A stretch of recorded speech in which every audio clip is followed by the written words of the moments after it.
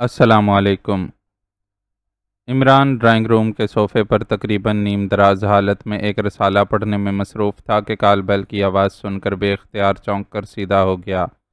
سلیمان، جا کر دیکھنا، شاید اللہ تعالیٰ نے کسی فرشتے کو بھیج دیا ہو ہماری مفلسی دور کرنے کی غرض سے، عمران نے اونچی آواز میں کہا۔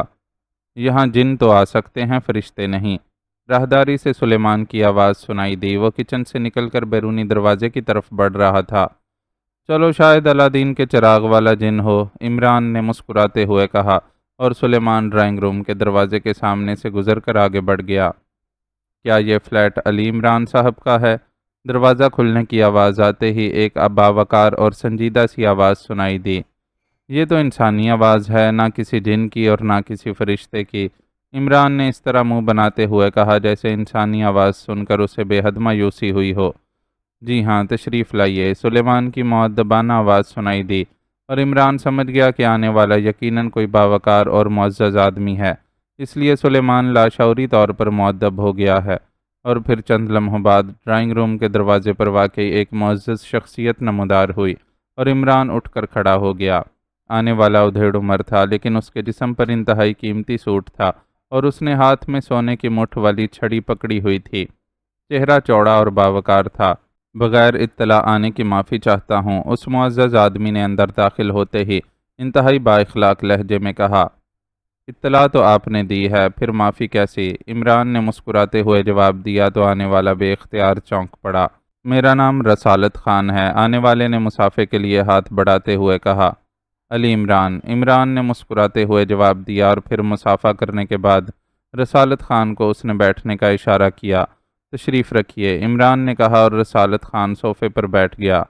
آپ کو میری آمد کی اطلاع پہلے کیسے مل گئی؟ مجھے اس پر بے پناہ حیرت ہو رہی ہے، رسالت خان نے حیرت بھرے لہجے میں کہا۔ فلیٹ میں نصب کال بیل صرف دکھاوے کی نہیں ہے، بلکہ باقاعدہ بجتی بھی ہے، عمران نے مسکراتے ہوئے جواب دیا، اور رسالت خان چند لمحے تو خاموش بیٹھا رہا، پھر بے اختیار اس کے چہرے پر مسکراہٹ تیر گئی۔ اوہ اچھا، میں سمجھ گیا، آپ بے حد خوش مزاج ہیں۔ مجھے آپ سے مل کر حقیقتاً مسرت ہو رہی ہے، لیکن آپ ضرور الجھ رہے ہوں گے، اس لیے میں اگر پہلے یہاں آنے کی تفصیل بتا دوں تو بہتر ہے، رسالت خان نے مسکراتے ہوئے انتہائی باوقار لہجے میں کہا۔ جی فرمائیے، عمران نے اس کے وقار سے متاثر ہو کر کہا۔ جیسا کہ میں نے پہلے بتایا ہے، میرا نام رسالت خان ہے، میرا تعلق ہوٹل بزنس سے ہے، پاک ایشیا کے ساتھ ساتھ دنیا کے تقریباً ہر بڑے ملک میں انٹرنیشنل لگژری ہوٹلز موجود ہیں، اور یہ ہوٹلز جس کمپنی کی ملکیت ہیں اس کا چیئرمین میں ہوں۔ بلکہ اگر حقیقت کا اظہار کیا جائے تو بات یہ ہے کہ کمپنی تو قانونی تقاضوں کی وجہ سے وجود میں لائی گئی ہے، مالک میں ہوں۔ 2 ماہ پہلے ہماری کمپنی نے فیصلہ کیا کہ پاک ایشیا کے نئے صحت افزا مقام شاہپور میں سیاحوں کی سہولت اور بزنس کی غرض سے انٹرنیشنل لگژری ہوٹل کھولا جائے۔ اس فیصلے کے بعد میں اپنی فیملی کے ساتھ شاہپور خود گیا تاکہ وہاں کچھ عرصہ رہ کر یہ چیک کر سکوں کہ یہاں ہوٹل کھولنا کاروباری طور پر درست بھی رہے گا کہ نہیں۔ بہرحال تفصیل میں جانے کی ضرورت نہیں، میں وہاں 1 ماہ تک رہا۔ میری فیملی مختصر سی ہے، ایک بیوی اور ایک بیٹی۔ بیٹی نوجوان ہے، اس کا نام گل رخ ہے، ہوٹل آرگنائزیشن میں اس نے یورپ کی ایک یونیورسٹی سے ڈگری لی ہوئی ہے، اور ایک لحاظ سے میرا سارا کاروبار وہی سنبھالتی ہے، رسالت خان نے تفصیل بتاتے ہوئے کہا۔ اسی لمحے سلیمان ٹرالی دھکیلتے ہوئے دروازے پر نمودار ہوا، چائے کے ساتھ ساتھ بسکٹ اور دوسرے سنیکس موجود تھے۔ اوہ، آپ نے تکلف کیا جناب، رسالت خان نے ٹرالی کو دیکھتے ہوئے کہا، لیکن مجھے امید ہے کہ آپ تکلف نہ کریں گے، عمران نے مسکراتے ہوئے جواب دیا، اور رسالت خان بے اختیار ہنس پڑا۔ بہت خوب، آپ کی حاضر جوابی واقعی قابل داد ہے، رسالت خان نے ہنستے ہوئے کہا۔ ویسے اس کے چہرے سے ہی ظاہر ہو رہا تھا کہ وہ شاید کافی طویل عرصے کے بعد اس طرح ہنسنے پر مجبور ہوا ہے۔ سلیمان نے چائے تیار کر کے ایک ایک پیالی دونوں کے سامنے رکھی، اور بسکٹ اور سنیکس میز پر رکھ کر وہ ٹرالی دھکیلتا واپس چلا گیا۔ لیجئے، عمران نے کہا، اور رسالت خان نے سر ہلاتے ہوئے چائے کی پیالی اٹھا لی۔ میں 1 ماہ وہاں رہا، اور میں نے اور گل رخ دونوں نے وہاں کے حالات دیکھ کر یہ فیصلہ کر لیا کہ یہاں ہوٹل کا خاصا سکوپ ہے، اس لیے ہم مطمئن تھے، اور پھر ہم نے دوسری صبح واپس جانا تھا۔ ہم دونوں باپ بیٹی کافی رات تک بیٹھے بزنس کے سلسلے میں باتیں کرتے رہے۔ میری وائف سر شام سو جانے کی عادی ہیں، اس لیے وہ سو چکی تھیں۔ رات تقریباً 11 بجے ہماری باتیں ختم ہوئیں اور ہم اپنے اپنے بیڈ رومز میں سونے کے لیے چلے گئے۔ میں صبح بہت جلدی اٹھنے کا عادی ہوں۔ غسل کر کے نماز پڑھنے کے بعد میں نے اپنی عادت کے مطابق قرآن مجید کی تلاوت کی اور پھر میں سیر کرنے کے لیے باہر نکل گیا۔ سیر کرنے کے بعد جب میں واپس آیا تو میرے لیے ایک دھماکہ خیز خبر موجود تھی۔ میری بیوی ریسٹ ہاؤس کے دروازے پر انتہائی پریشانی کے عالم میں کھڑی میرا انتظار کر رہی تھی، اور پھر جب اس نے مجھے بتایا کہ گل رخ اپنے بیڈ روم میں موجود نہیں ہے تو پہلے تو میں یہی سمجھا کہ وہ بھی میری طرح شاید سیر کرنے گئی ہوگی اور ابھی آ جائے گی، لیکن جب میری بیوی نے بتایا کہ اس کا بستر اسی حالت میں ہے کہ جیسے وہ سرے سے بستر پر سوئی ہی نہ ہو تو میں چونک پڑا، اور واقعی بستر کی حالت ویسی ہی تھی جیسی میری بیوی نے بتائی تھی۔ کمرے کی اکلوتی کھڑکی کھلی ہوئی تھی اور ابھی میں یہ سب کچھ دیکھ ہی رہا تھا کہ مجھے بستر کے نیچے ایک کاغذ پڑا نظر آیا۔ میں نے وہ کاغذ اٹھایا تو اس پر لکھا ہوا تھا کہ گل رخ کو ہم لے جا رہے ہیں، اب اسے بھول جاؤ، اور اس کے نیچے صرف 2 لفظ لکھے ہوئے تھے، بلیک تھنڈر۔ رسالت خان نے کہا تو عمران جو قدرے بیزاری کے انداز میں بیٹھا یہ ساری کہانی سن رہا تھا، بلیک تھنڈر کے الفاظ سن کر بے اختیار چونک پڑا۔ کیا آپ کو یاد ہے کہ یہی الفاظ تھے؟ میرا مطلب ہے کہ کہیں آپ سے ان الفاظ کے سپیلنگ پڑھنے میں تو غلطی نہیں ہوئی؟ عمران نے کہا۔ جی نہیں، صاف اور واضح الفاظ میں بلیک تھنڈر کے الفاظ درج تھے۔ تحریر انگریزی میں تھی، لیکن تحریر سے ظاہر ہوتا تھا کہ لکھنے والے نے یہ سب کچھ انتہائی جلدی میں لکھا ہے۔ میں بھی بلیک تھنڈر کے الفاظ پر پڑھ کر تشویش میں مبتلا ہو گیا، اور پھر انگریزی تحریر، کیونکہ یہ سارا علاقہ ابھی تک انتہائی پسماندہ ہے۔ یہاں کے رہنے والے تو شاید انگریزی کا ایک لفظ بھی نہ جانتے ہوں۔ اس سے میری تشویش بے حد بڑھ گئی۔ ویسے فوری طور پر میرے ذہن میں یہی خیال آیا کہ شاید مجھ سے بھاری رقم حاصل کرنے کے لیے گل رخ کو اغوا کیا گیا ہو۔ رقم کی میرے پاس کمی نہیں ہے، اس لیے میں مطمئن ہو گیا۔ میں نے اپنی بیوی کو تسلی دی اور اسے بتایا کہ یہ کوئی مجرموں کا گروپ ہے جو تاوان کے لیے ایسے جرم یہاں کرتا ہے۔ ابھی ان کی طرف سے رقم کا مطالبہ آ جائے گا، اور جتنی رقم بھی انہوں نے طلب کی میں فوری طور پر ادا کر کے گل رخ کو واپس حاصل کر لوں گا۔ چنانچہ میری طرح میری بیوی کی بھی کچھ ڈھارس بند گئی۔ ظاہر ہے اب روانگی کا کوئی سکوپ نہ تھا، اس لیے ہم نے روانگی منسوخ کر دی اور مجرموں کی کال کا انتظار کرنے لگے۔ اس آئیڈیا کے تحت میں نے فوری طور پر وہاں کے حکام اور پولیس کو بھی اطلاع نہ کی، لیکن جب شام تک کوئی ڈیمانڈ نہ آئی تو معاملہ میری برداشت سے باہر ہو گیا، اور میں علاقے کے کمشنر سے ملا اور اس کو ساری صورتحال بتائی تو وہ بے حد پریشان ہوئے۔ انہوں نے فوری طور پر پولیس کو اطلاع دی۔ اس کے ساتھ ہی مقامی معززین کو بھی بلا کر ان کے سامنے بھی یہ معاملہ رکھا اور گل رخ کی تلاش کا کام وسیع پیمانے پر شروع کر دیا۔ میں نے خود بھی اس تلاش میں حصہ لیا، لیکن 2 روز گزر جانے کے باوجود گل رخ کا معمولی سا کلو بھی نہ ملا تو میں نے دارالحکومت میں اعلیٰ حکام سے بات کی۔ چنانچہ دارالحکومت سے پولیس کی ایک خصوصی ٹیم بھیجی گئی، لیکن وہ بھی 2 روز تک تلاش کے باوجود ناکام رہی۔ سینٹرل انٹیلیجنس کے ڈائریکٹر جنرل سر عبد الرحمان صاحب سے بھی ہمارے خاندان کے دیرینہ تعلقات رہے ہیں۔ گو بزنس کی وجہ سے میں طویل عرصے سے بیرون ملک رہا ہوں، اور اب بھی سال کا زیادہ عرصہ بیرون ملک ہی گزرتا ہے، اس لیے ہماری ملاقات سالوں بعد کہیں ایک آدھ بار ہو جاتی ہے۔ بہرحال میں نے ان سے فون پر بات کی تو انہوں نے فوری طور پر اس کیس کو اپنے ہاتھ میں لے لیا اور اپنے محکمے کے سپرنٹینڈنٹ کی سرکردگی میں ایک خصوصی ٹیم وہاں بھیجی، اور پھر بعد میں خود بھی وہاں تشریف لے گئے، لیکن آج تک گل رخ کا پتہ نہ چل سکا۔ اس علاقے کی ایک ایک چٹان، ایک ایک پتھر چیک کر لیا گیا، حتیٰ کہ میں نے اپنے وسائل سے بیرون ملک سے بھی انتہائی تربیت یافتہ سراغ رساں بھی بلوائے، لیکن نتیجہ کچھ نہیں نکلا۔ میری بیوی اپنی بیٹی کے غم میں شدید بیمار ہو کر ہسپتال میں پڑی ہے، اور میں بھی بس زندہ لاش بن کر رہ گیا ہوں۔ رسالت خان نے چائے پیتے پیتے پوری تفصیل بتا دی۔ پھر آپ یہاں کیسے تشریف لائے؟ عمران نے کہا۔ گریٹ لینڈ میں میرے ایک ملنے والے ہیں، ان کا نام لارڈ ٹموتھی ہے۔ انہیں جب اس صورتحال کا علم ہوا تو وہ مجھ سے ملنے آئے۔ میں بزنس کی مجبوری کی وجہ سے چند روز کے لیے وہاں گیا تھا۔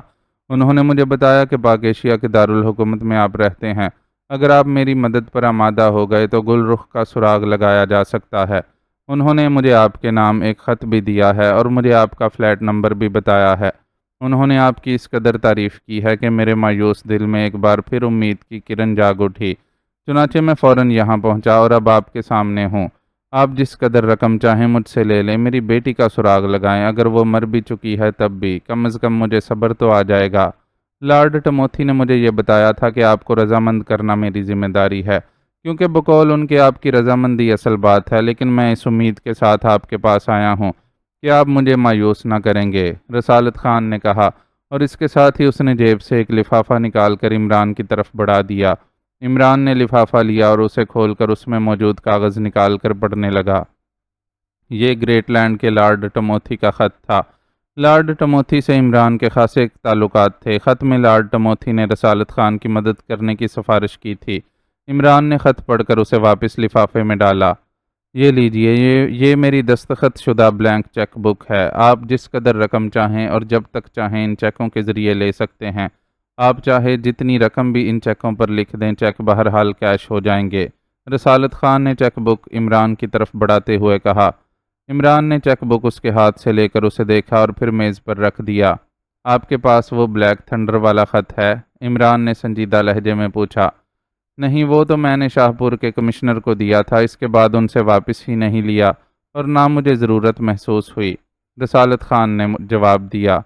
میں ایک صورت میں آپ کی مدد کر سکتا ہوں، اگر آپ سر عبد الرحمن سے مجھے اس طرح کا ایک بلینک چیک لے دیں اور ساتھ ہی انہیں بتا دیں کہ یہ چیک آپ نے مجھے دینا ہے۔ عمران نے مسکراتے ہوئے کہا۔ اوہ، آپ کا خیال ہے کہ میرے چیک کیش نہیں ہوں گے اور آپ ضمانت کے طور پر سر عبد الرحمن کا چیک چاہتے ہیں؟ آپ بے شک بینک فون کر کے معلوم کر لیں، آپ کو تسلی کرا دی جائے گی، رسالت خان نے چونک کر کہا۔ یہ بات نہیں ہے جو آپ سمجھ رہے ہیں، بس یہ میری شرط ہے، غلط ہے یا صحیح اس کا سوال نہیں ہے۔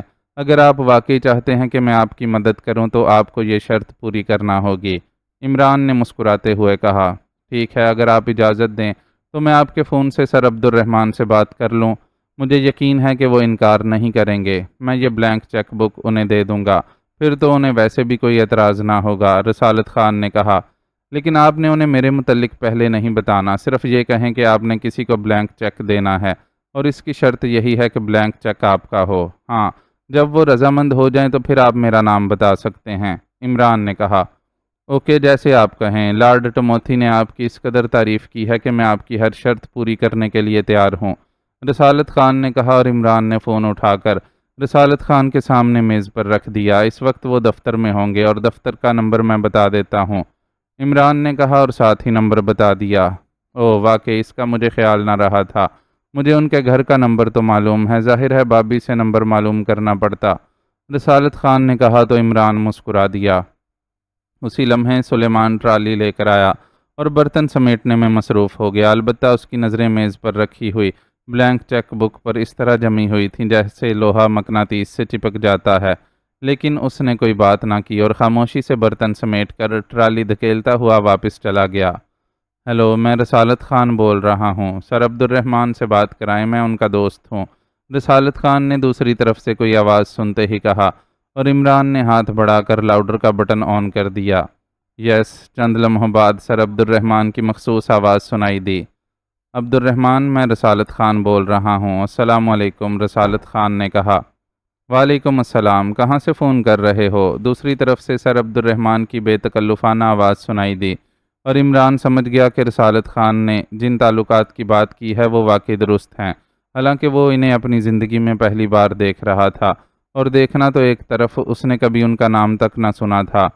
دارالحکومت سے ہی بول رہا ہوں عبد الرحمن، میرا ایک کام کر دو، یہاں دارالحکومت میں ایک صاحب سے میں نے اپنی بیٹی گل رخ کی بازیابی کے لیے بات کی ہے، اور میں نے انہیں اخراجات اور فیس کے طور پر اپنی بلینک چیک بک آفر کر دی ہے، لیکن ان کا اصرار ہے کہ وہ آپ کا بلینک چیک قبول کریں گے، شاید وہ ایسا ضمانت کے طور پر چاہتے ہیں، کیونکہ میری ان سے پہلی ملاقات ہے۔ میں اپنی بلینک چیک بک تمہیں بھجوا دیتا ہوں، تم اپنا ایک بلینک چیک دے دو، جتنی رقم وہ صاحب تمہارے اکاؤنٹ سے نکلوائیں تم اتنی رقم میرے بلینک چیک پر درج کر کے میرے اکاؤنٹ سے نکلوا لینا، رسالت خان نے کہا۔ رسالت خان، تم میری توہین کر رہے ہو، تمہاری بیٹی گل رخ میری بیٹی سریا کی طرح ہے، گل رخ کی بازیابی کے لیے میں اپنے طور پر خرچ نہیں کر سکتا جو تمہاری چیک بک لوں گا، سر عبد الرحمن کی غصیلی آواز سنائی دی۔ بے حد شکریہ عبد الرحمن، میں نے تو اس لیے کہا تھا کہ، رسالت خان نے انتہائی تشکرانہ لہجے میں جواب دیتے ہوئے کہا، تم اس بات کو چھوڑو، چیک میں بھجوا دوں گا، مجھے ان صاحب کا نام بتاؤ جسے تم بلینک چیک دینا چاہتے ہو، سر عبد الرحمن نے رسالت خان کی بات کاٹتے ہوئے کہا۔ ان کا نام علی عمران ہے، یہاں ایک فلیٹ میں رہتے ہیں، نوجوان ہیں۔ میں ان کے فلیٹ سے ہی فون کر رہا ہوں۔ گریٹ لینڈ کے لارڈ ٹموتھی نے ان کی بے حد تعریف کی ہے، اور ویسے بھی وہ مجھے انتہائی ذہین نوجوان لگتے ہیں، اور نہ جانے کیوں میرا دل بھی گواہی دے رہا ہے کہ اگر علی عمران صاحب میری مدد کریں تو گل رخ مل جائے گی۔ رسالت خان نے کہا، علی عمران، کیا تم نے واقعی یہی نام لیا ہے؟ دوسری طرف سے سر عبد الرحمن کی حیرت بھری آواز سنائی دی۔ ہاں، کیوں، تم انہیں جانتے ہو؟ رسالت خان نے حیران ہوتے ہوئے کہا۔ اس نالائق احمق اور گدھے نے تمہیں یہ نہیں بتایا کہ وہ کس کا بیٹا ہے؟ اور سنو، اس کے چکر میں مت آنا، وہ حد درجے کا نالائق اور نکھٹو ہے۔ سر عبد الرحمن کی انتہائی غصیلی آواز سنائی دی۔ کیا یہ تم کیا کہہ رہے ہو عبد الرحمن؟ اگر تم بلینک چیک نہیں دینا چاہتے ہو تو ویسے ہی انکار کر دو، کم از کم ایسے الفاظ تو نہ کہو۔ رسالت خان نے برا مانتے ہوئے کہا، تم بلینک چیک کی بات کر رہے ہو؟ میں اسے ایک پائی دینے کے لیے تیار نہیں ہوں، اور سنو، وہ میرا بیٹا ہے، سمجھے؟ اسے رسیور دو۔ سر عبد الرحمن نے غصیلے لہجے میں کہا۔ بیٹا؟ رسالت خان کا چہرہ حیرت کی شدت سے دیکھنے والا ہو گیا۔ عمران نے مسکراتے ہوئے اس کے ہاتھ سے رسیور لے لیا۔ السلام علیکم ورحمۃ اللہ وبرکاتہ۔ جناب عبد الرحمن صاحب، آپ مجھے اپنا بیٹا کہہ رہے ہیں، جبکہ میرے ڈیڈی کا نام سر رحمان ہے، عبد الرحمن نہیں ہے۔ عمران نے مسکراتے ہوئے کہا۔ شٹ اپ، کیا بکواس کر رہے ہو؟ کیا اب تم یہ بتانا چاہتے ہو کہ تمہاری حماقت اس انتہا تک پہنچ گئی ہے کہ تم اپنے باپ کا پورا نام بھی نہیں جانتے؟ اور سنو، یہ تم رسالت خان کو کیا چکر دے رہے ہو؟ کیا تم اس قدر گھٹیا ہو گئے ہو کہ اپنے باپ کے دوست سے رقم مانگ رہے ہو؟ سر عبد الرحمن نے انتہائی غصیلے لہجے میں کہا۔ تو آپ کا نام عبد الرحمن ہے؟ سوری ڈیڈی، واقعی مجھے آپ کا پورا نام یاد ہی نہ رہا تھا۔ ویسے ڈیڈی، رسالت خان صاحب آپ کے کیسے دوست ہیں کہ انہیں آپ کے اکلوتے بیٹے کا بھی علم نہیں ہے؟ اور دوسری بات یہ کہ رسالت خان صاحب تو مجھے پوری بلینک چیک بک دے رہے تھے، اگر میں چاہتا تو پوری چیک بک رکھ لیتا، لیکن میں نے اس لیے آپ کے چیک پر اصرار کیا تھا کہ باپ کی رقم اگر بیٹا استعمال کر لے گا تو یہ کوئی گھٹیا بات نہیں ہوگی۔ عمران نے مسکراتے ہوئے جواب دیا۔ وہ دیکھ رہا تھا کہ رسالت خان کے چہرے پر ایسے تاثرات تھے جیسے اسے اب تک یقین نہ آ رہا ہو کہ عمران واقعی سر عبد الرحمن کا بیٹا ہے۔ بکواس کی ضرورت نہیں ہے، اگر تم واقعی رسالت خان کی مدد کر سکتے ہو تو پھر تمہیں بغیر کسی معاوضے کے کرنی ہے، سمجھے؟ ویسے مجھے یقین ہے کہ تم سوائے بکواس کرنے کے اور کچھ نہیں کر سکتے۔ رسالت خان اپنا وقت ضائع کرے گا، سر عبد الرحمن نے تیز لہجے میں کہا، اور اس کے ساتھ ہی رابطہ ختم ہو گیا۔ عمران نے بے اختیار ایک طویل سانس لیتے ہوئے رسیور رکھ دیا۔ کیا تم واقعی عبد الرحمن کے بیٹے ہو؟ رسالت خان نے انتہائی حیرت بھرے لہجے میں کہا۔ آج تک تو سر رحمان کا بیٹا تھا، لیکن آج سے سر عبد الرحمن کا بیٹا ہو گیا ہوں۔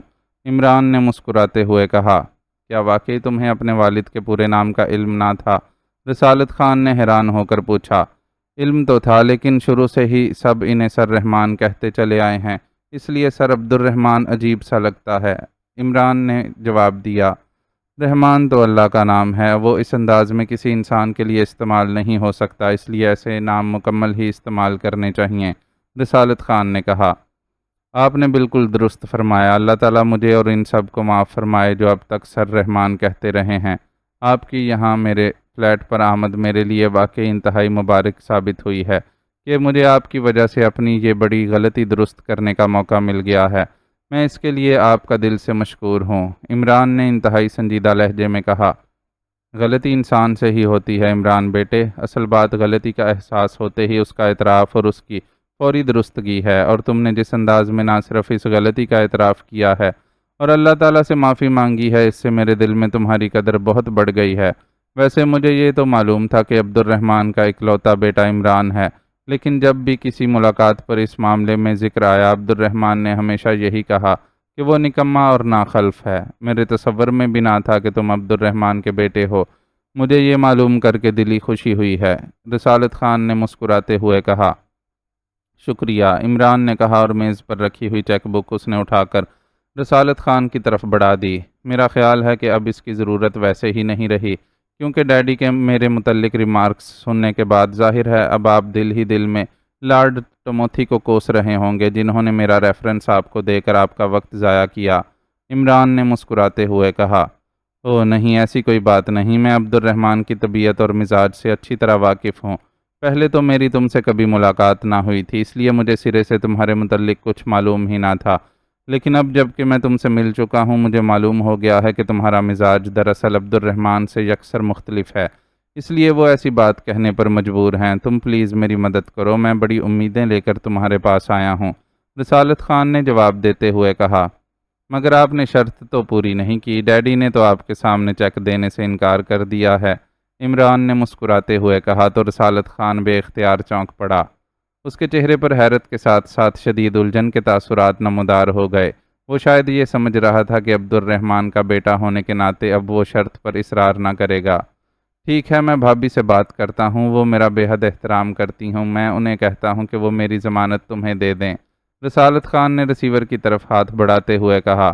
ارے پلیز بس یہی کام نہ کریں، میں نے شرط واپس لے لی، پلیز، عمران نے رسالت خان کو فون کرنے سے روکتے ہوئے انتہائی منت بھرے لہجے میں کہا۔ کیا مطلب؟ میں سمجھا نہیں۔ رسالت خان نے عمران کے اس عجیب و غریب رویے پر انتہائی حیران اور پریشان ہوتے ہوئے کہا۔ ڈیڈی تو صرف ڈانٹنے کی حد تک ہی رہے ہیں، اماں بھی اپنی مخصوص دیسی جوتی اٹھائے سیدھی یہاں پہنچ جائیں گی اور ساتھ ہی شو میکر کو اس سے بھی بھاری مزید جوتیاں تیار کر کے یہاں فلیٹ پر فوری پہنچانے کا آرڈر بھی دے دیں گی، اور یہاں فلیٹ میں اماں بھی کی جوتیاں اور میرے سر سے وہ آرکیسٹرا بجے گا کہ جب تک سر نہ ٹوٹ جائے گا آرکیسٹرا بند ہی نہیں ہو سکتا، اور میں اپنا سر سلامت رکھنا چاہتا ہوں، عمران نے مسکراتے ہوئے کہا۔ اور رسالت خان ایک بار پھر اونچی آواز میں ہنس پڑے۔ بہت خوب، تم واقعی انتہائی دلچسپ نوجوان ہو، مجھے حقیقتاً تم سے مل کر بے حد خوشی ہوئی ہے۔ یقین کرو جب سے گل رخ گم ہوئی ہے میں پہلی بار ہنس رہا ہوں، ورنہ ہنسنا تو ایک طرف میں مسکرانا ہی بھول گیا تھا، رسالت خان نے جواب دیتے ہوئے کہا۔ آپ فکر نہ کریں، گل رخ کی بازیابی کے لیے مجھ سے جو بھی ممکن ہو سکا میں کروں گا۔ آپ مجھے اس ریسٹ ہاؤس کے بارے میں تفصیلات بتا دیں اور اس کے ساتھ ساتھ یہ بھی بتا دیں کہ گل رخ کی ہوٹل بزنس کے علاوہ اور کیا مصروفیات تھیں، اس کا اٹھنا بیٹھنا اور ملنا جلنا کن لوگوں سے تھا۔ عمران نے اس بار انتہائی سنجیدہ لہجے میں کہا۔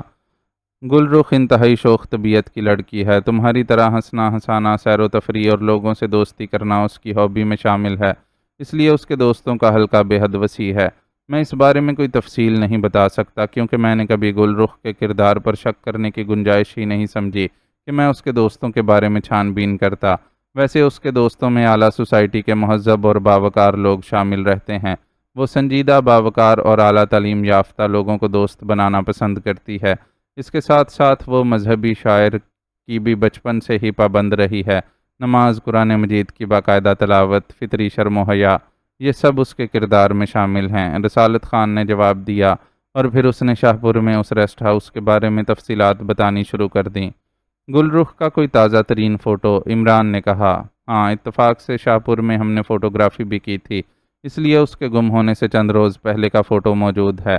یہ فوٹو ہی میں نے اسے تلاش کرنے والے سب لوگوں کو دیا ہے، اس کی کئی کاپیاں میرے پاس موجود ہیں، رسالت خان نے کہا، اور اس کے ساتھ ہی اس نے کوٹ کی اندرونی جیب سے ایک لفافہ نکالا اور اس میں سے ایک post card size coloured photo نکال کر اس نے عمران کی طرف بڑھا دیا۔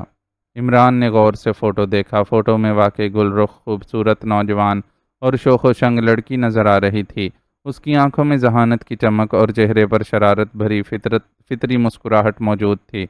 آپ کہاں ٹھہرے ہوئے ہیں؟ عمران نے پوچھا۔ اپنے ہوٹل میں۔ کیوں؟ رسالت خان نے چونک کر پوچھا۔ اس لیے پوچھا ہے کہ شاید دوبارہ آپ سے رابطے کی ضرورت پڑے، ویسے آپ نے کہیں بھی جانا ہو تو آپ اپنا فون نمبر ضرور چھوڑ جائیں اور یہ ہدایت کر جائیں کہ یہ فون نمبر علی عمران کو بتا دیا جائے۔ مجھے اللہ تعالیٰ سے پوری امید ہے کہ میں گل رخ کا سراغ آپ کی توقعات سے بھی پہلے لگا لوں گا، عمران نے کہا۔ خدا کرے ایسا ہی ہو، اب مجھے اجازت دو، میں نے تمہارا بہت وقت لیا ہے، رسالت خان نے اٹھتے ہوئے کہا۔ ایسی کوئی بات نہیں، وقت نام کی کوئی چیز اس فلیٹ میں گھستی ہی نہیں، ورنہ تو میں اپنے باورچی سمیت اب تک بوڑھا ہو گیا ہوتا، عمران نے بھی اٹھتے ہوئے کہا، اور رسالت خان بے اختیار ہنس پڑے۔ پھر عمران انہیں فلیٹ کے نیچے موجود ان کی کار تک چھوڑنے آیا، اور جب رسالت خان واپس چلے گئے تو عمران واپس فلیٹ میں آ گیا۔ ویسے تو شاید وہ گل رخ کی تلاش کا کام صرف رسالت خان کے ساتھ خاندانی تعلقات کی بنا پر کرتا، لیکن اس سارے قصے میں بلیک تھنڈر کے نام نے اسے اصل میں یہ کام ہاتھ میں لینے پر ابھارا تھا۔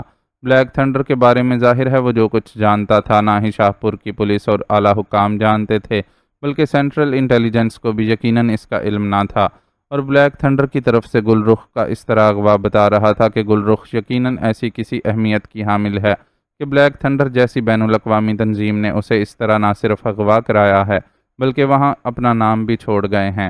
حالانکہ اگر یہ رکا نہ چھوڑتے تو ظاہر ہے کسی کو علم ہی نہ ہو سکتا کہ گل رخ کہاں گئی۔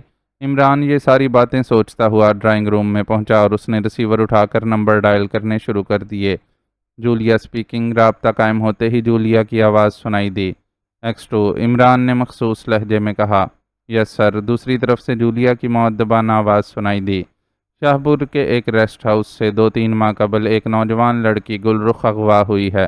اغوا والی جگہ سے بین الاقوامی تنظیم بلیک تھنڈر کا رکا ملا ہے جس نے اس رکے میں گل رخ کے اغوا کی ذمہ داری قبول کی ہے۔ وہاں کی پولیس، اعلیٰ حکام اور سینٹرل انٹیلیجنس کی پارٹیوں نے تفتیش کی ہے۔ حتیٰ کہ لڑکی کے والد نے غیر ملک سے تربیت یافتہ جاسوس بلوا کر بھی انکوائری کرائی ہے، لیکن اس لڑکی کا کچھ پتہ نہیں چل سکا۔ بلیک تھنڈر کا نام درمیان میں آنے کی وجہ سے یہ کیس ہماری سروس نے اپنے ہاتھ میں لے لیا ہے۔ عمران کو بھی تمہارے پاس بھیج رہا ہوں، وہ تمہارے ساتھ جائے گا، تم اس کے پہنچنے تک تیاری کر لو، عمران نے کہا اور اس کے ساتھ ہی اس نے ریسیور رکھ دیا۔ اس نے جولیا کو بطور X2 اس لیے فون کر دیا تھا کیونکہ اسے معلوم تھا کہ X2 کی اجازت کے بغیر جولیا کسی حالت میں بھی اس کے ساتھ دارالحکومت سے باہر جانے پر رضامند نہیں ہوگی۔ ریسیور رکھ کر وہ ڈریسنگ روم کی طرف بڑھ گیا تاکہ لباس تبدیل کر کے وہ پہلے دانش منزل جا کر بلیک زیرو کو بریف کرے اور پھر وہاں سے جولیا کے فلیٹ پر پہنچ جائے۔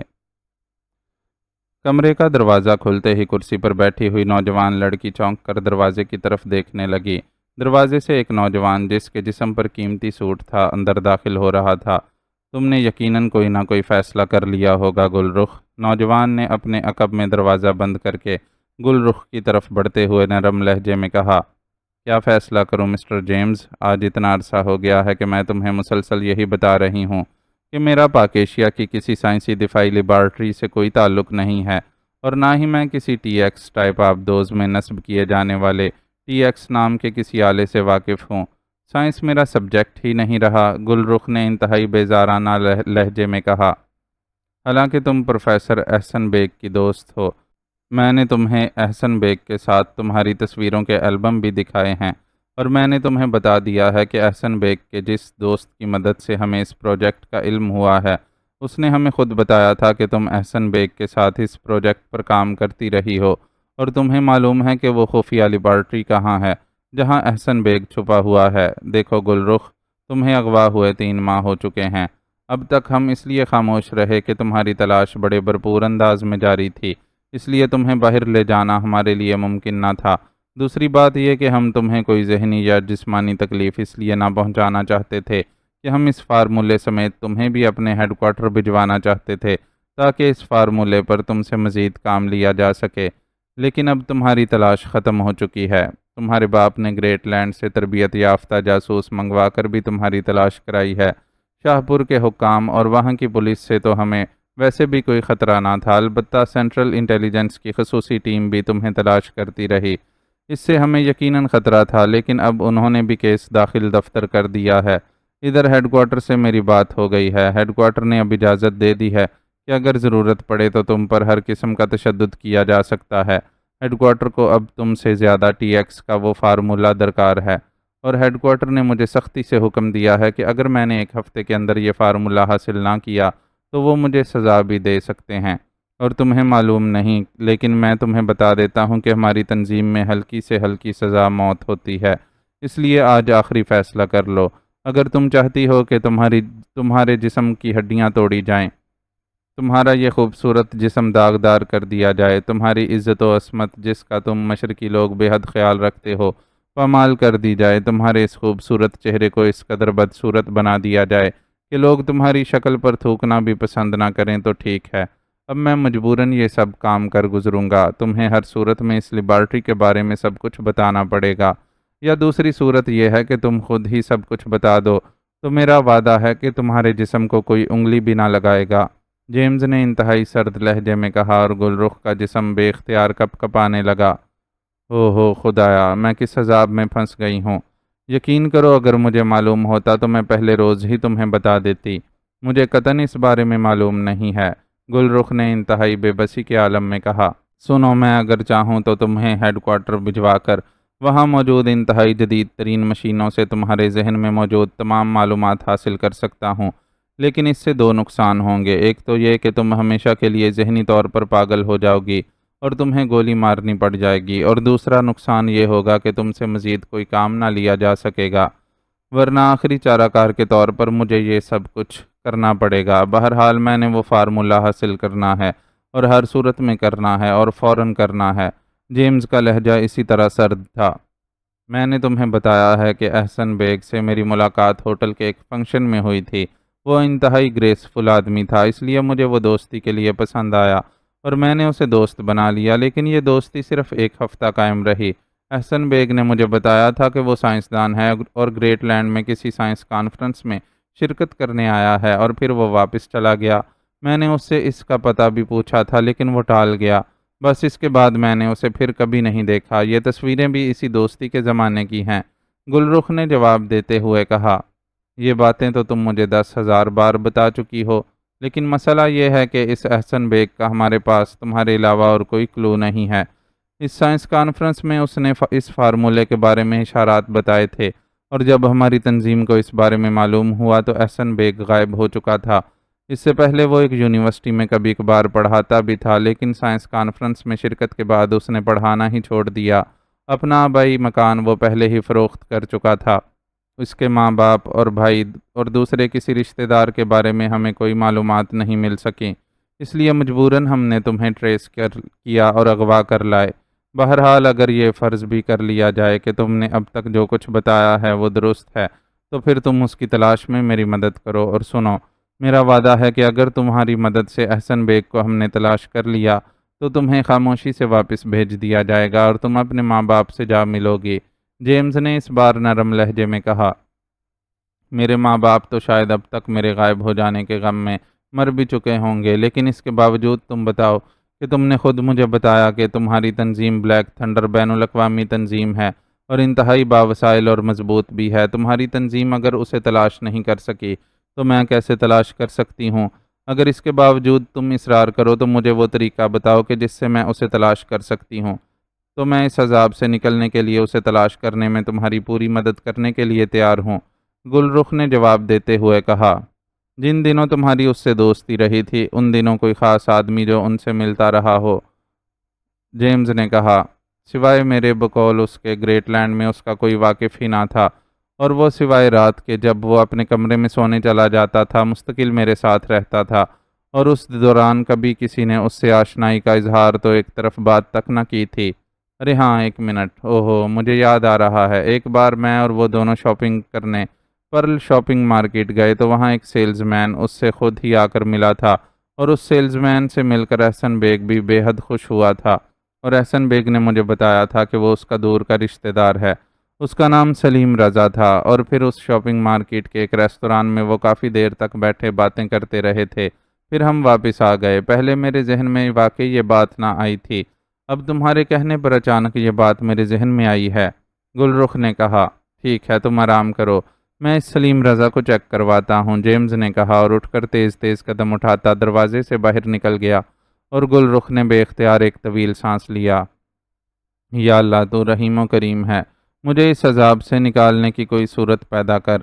گل رخ نے انتہائی خشوع و خضوع سے دعا مانگنی شروع کر دی، اور پھر وہ دیر تک دعائیں مانگتی رہی۔ آخرکار اٹھ کر وہ ایک طرف پڑے بستر کی طرف بڑھ گئی، کیونکہ اسے معلوم تھا کہ نہ صرف دروازہ باہر سے بند کر دیا جاتا ہے، بلکہ دروازے کے باہر دو مسلح آدمی 24 گھنٹے پہرا بھی دیتے رہتے ہیں، اس لیے سوائے لیٹنے اور سونے کے وہ اور کچھ بھی نہ کر سکتی تھی۔ اس لڑکی گل رخ کا آخرکار کیوں اغوا کیا گیا ہوگا؟ بلیک زیرو نے سامنے بیٹھے ہوئے عمران سے مخاطب ہو کر کہا۔ یہی بات سمجھ میں آ جاتی تو بات آگے نہ بڑھ جاتی۔ شاہ پور جا کر میں نے اور جولیا نے واقعی اس اغوا کے بارے میں بے پناہ محنت کی ہے، لیکن کوئی معمولی سا سراغ بھی نہیں مل سکا، عمران نے الجھے ہوئے لہجے میں جواب دیا۔ بلیک تھنڈر جیسی تنظیم اسے اغوا کرنے کے بعد وہاں شاہ پور میں تو بیٹھی نہ رہے گی، ہو سکتا ہے وہ اسے کسی غیر ملک لے گئے ہوں، بلیک زیرو نے کہا۔ ایئرپورٹ کا پورا ریکارڈ چیک کر لیا ہے میں نے، وہاں سے کوئی بھی کلو نہیں ملا، سارے ہوٹلز بھی چھان مارے ہیں، پراپرٹی ڈیلرز کے ذریعے ایسی تمام کوٹھیوں کے بارے میں بھی معلومات حاصل کر لی ہیں، اور جہاں غیر ملکی رہتے ہیں انہیں بھی چیک کر لیا گیا ہے، کہیں بھی گل رخ کا پتہ نہیں چل سکا۔ عمران نے جواب دیا اور بلیک زیرو نے اس بات میں سر ہلا دیا۔ پھر اب کیا پلاننگ کی ہے آپ نے؟ بلیک زیرو نے ہونٹ کاٹتے ہوئے کہا۔ اسے تلاش تو بہرحال کرنا ہے، اس لیے کہ اس میں بلیک تھنڈر تنظیم ملوث ہے، اور بلیک تھنڈر جیسی تنظیم کسی چھوٹے موٹے کام میں ہاتھ نہیں ڈالتی۔ یقیناً کوئی بڑا مشن ہوگا، اور ظاہر ہے یہ مشن پاک ایشیا کے خلاف ہی ہوگا، عمران نے جواب دیا۔ اور پھر اس سے پہلے کہ مزید کوئی بات ہوتی، ٹرانسمیٹر کی مخصوص آواز سنائی دی اور عمران چونک پڑا۔ ٹائیگر کی کال ہے، ہو سکتا ہے اس نے کوئی کلو ڈھونڈ نکالا ہو، وہ ان معاملات میں خاصا تیز ہے، عمران نے کہا، اور ہاتھ بڑھا کر اس نے ٹرانسمیٹر آن کر دیا۔ اپنی مخصوص فریکوینسی اس نے پہلے ہی اس پر ایڈجسٹ کر رکھی تھی۔ Hello hello, Tiger calling over. Button on ہوتے ہی ٹائیگر کی آواز سنائی دی۔ Imran attending you over, Imran نے سنجیدہ لہجے میں کہا۔ باس، میں نے گل رخ کا ایک مبہم سا کلو تلاش کر لیا ہے، اوور، دوسری طرف سے کہا گیا، اور عمران چونک پڑا۔ تفصیل بتاؤ، تمہید مت باندھا کرو، اوور، عمران نے کرخت لہجے میں کہا۔ یس باس، گل رخ کے حلیے کی ایک لڑکی کو ایک کار میں بیٹھے دیکھا گیا ہے، اس کے ساتھ 2 غیر ملکی تھے، کار یہاں کی ایک ورکشاپ میں مرمت کے لیے آئی تھی۔ ورکشاپ کے فورمین نے بتایا ہے کہ لڑکی نیم بے ہوشی کے عالم میں تھی، اور ان غیر ملکیوں نے اسے بتایا تھا کہ اس پر ایسے دورے پڑتے رہتے ہیں۔ وہ اسے ہسپتال لے جا رہے تھے کہ کار میں اچانک خرابی پیدا ہو گئی اور انہیں اس ورکشاپ میں آنا پڑا۔ بہرحال فورمین کے مطابق خرابی ٹیکنیکل سی تھی، جو زیادہ سے زیادہ 10 منٹ میں ٹھیک ہو گئی، اور وہ لوگ کار لے کر واپس چلے گئے۔ میں نے کار کے بارے میں اس سے تفصیلات حاصل کیں اور مزید تحقیقات کی تو پتہ چلا کہ یہ کار ایک مقامی کمپنی سے ہائر کی گئی تھی اور ضمانت کے طور پر نقد رقم دی گئی تھی۔ پھر 2 روز بعد کار واپس کر دی گئی اور رقم واپس لے لی گئی۔ کار لینے والے کا جو پتہ درج تھا وہ فرضی ثابت ہوا ہے، اوور، ٹائیگر نے جواب دیتے ہوئے کہا۔ ان غیر ملکیوں کے حلیے معلوم کیے تم نے، اوور، عمران نے پوچھا۔ یس سر، لیکن فورمین نے اپنے پیشے کے لحاظ سے کار کا تو بھرپور انداز میں جائزہ لیا تھا، لیکن ان غیر ملکیوں کے حلیے وہ تفصیل سے نہیں بتا سکا۔ جو کچھ اس نے بتایا ہے اس کے مطابق تو ہر غیر ملکی کا حلیہ ایسا ہی ہوتا ہے، البتہ اس نے فوٹو کو دیکھ کر پہچان لیا کہ اس نے اس لڑکی کو کار میں دیکھا تھا، اوور، ٹائیگر نے جواب دیتے ہوئے کہا۔ کس ورکشاپ کی چیک کیا ہے تم نے، اوور، عمران نے پوچھا۔ National Auto Workshop Indus Road پر ہے، بہت بڑی آٹو ورکشاپ ہے، مجھے اچانک خیال آ گیا تھا، اس لیے میں نے چیکنگ کی سوچی، اور پھر پہلی ہی ورکشاپ میں اس بات کا علم ہو گیا، اوور، دوسری طرف سے کہا گیا۔ تم اس وقت کہاں سے بول رہے ہو، اوور، عمران نے پوچھا۔ اسی ورکشاپ کے قریب ایک ریستوران کے باتھ روم سے آپ کو کال کر رہا ہوں، میں نے سوچا کہ ہو سکتا ہے آپ خود اس فورمین سے بات کریں تو میں یہیں رہوں، اوور، ٹائیگر نے کہا۔ ٹھیک ہے، میں وہیں پہنچ رہا ہوں، اوور اینڈ آل، عمران نے کہا، اور ٹرانسمیٹر آف کر کے وہ اٹھ کھڑا ہوا۔ گپ اندھیرے میں روشنی کی کوئی کرن تو نمودار ہوئی، عمران نے مسکراتے ہوئے کہا، اور پھر مڑ کر وہ تیزی سے بیرونی دروازے کی طرف بڑھ گیا۔ تھوڑی دیر بعد اس کی کار نیشنل آٹو ورکشاپ کے بڑے سے گیٹ کے سامنے پہنچ چکی تھی۔ اس نے کار ایک طرف روکی اور پھر جیسے ہی وہ نیچے اترا، ایک طرف سے ٹائیگر تیز تیز قدم اٹھاتا اس کی طرف بڑھ آیا۔ فورمین کی ڈیوٹی ختم ہو گئی ہے، وہ اپنے گھر جا چکا ہے، میں نے اس کے گھر کا پتہ معلوم کر لیا ہے، کھجور محلے میں وہ رہتا ہے، میں آپ کا انتظار کر رہا تھا، ٹائیگر نے قریب آ کر کہا۔ تمہارے پاس رسی ہے، عمران نے پوچھا۔ رسی نہیں، رسی کا کیوں پوچھ رہے ہیں آپ، ٹائیگر نے چونک کر انتہائی حیرت بھرے لہجے میں کہا۔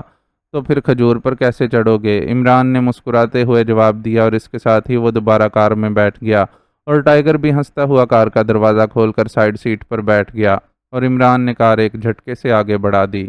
تمہاری کار کہاں ہے، عمران نے پوچھا۔ وہ اس ریستوران کے سامنے کھڑی ہے جہاں سے میں نے آپ کو کال کی تھی، میں بعد میں وہاں سے لے لوں گا، ٹائیگر نے کہا، اور عمران نے اس بات میں سر ہلا دیا۔ پھر تقریباً آدھے گھنٹے کی مسلسل ڈرائیونگ کے بعد وہ ایک متوسط طبقے کی پرانی آبادی میں پہنچ گئے جو کھجور محلے کے نام سے مشہور تھی۔ کیا پتہ ہے اس کا، عمران نے کار کو ایک کھلی جگہ کی طرف موڑتے ہوئے پوچھا۔ سنہری مسجد ہے اس محلے میں، اس کے ساتھ ہی مکان ہے، فورمین کا نام محمد بشیر ہے، ٹائیگر نے جواب دیا، اور عمران نے سر ہلاتے ہوئے کار روکی اور پھر دروازہ کھول کر نیچے اتر آیا۔ دوسری طرف سے ٹائیگر بھی نیچے اترا تو عمران نے کار لاک کی، اور پھر وہ دونوں کچھ دور موجود ایک دکان کی طرف بڑھ گئے تاکہ وہاں سے سنہری مسجد کا محل وقوع معلوم کر سکیں، اور پھر تھوڑی سی تگ و دو کے بعد وہ فورمین محمد بشیر کا گھر تلاش کرنے میں کامیاب ہو گئے۔